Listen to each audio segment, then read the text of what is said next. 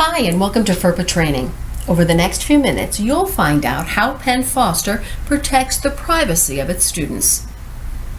Ferpa is a guideline that protects a student's educational record. The Act affects schools that receive funding from the Department of Education. Now, Penn Foster follows the Act for accreditation purposes. An eligible student is a student who's over the age of 18 or a student who's 17 and in a post-secondary school. If the eligible student calls in and tells us we can release information to another party, tell that student we need the request in writing. For a person who's under the age of 18, a guarantor is needed on the account. You can find out that information on the front of the Customer Service Inquiry screen. Shift F4 will get you to that screen.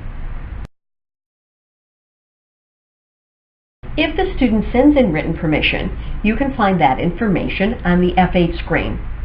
You may also find that information on the SSR alert screen. From the Education screen, hit Shift F4, then F6. If a school is requesting a transcript, the student needs to sign a release. There's usually a court order supplied for judicial requests. You can offer any information to a caller that's considered common knowledge. Basically, the caller can get the information from the Penn Foster website. You cannot get specific with grades or finances, but you can tell the caller how the school works. Many of these guidelines are just common sense. Keep the eligible student's personal information private, unless that student gives us permission to do otherwise.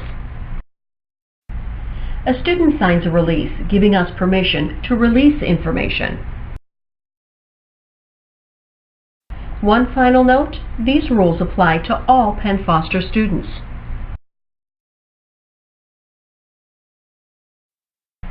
Now that you've learned about FERPA guidelines, let's take a few moments and test your knowledge.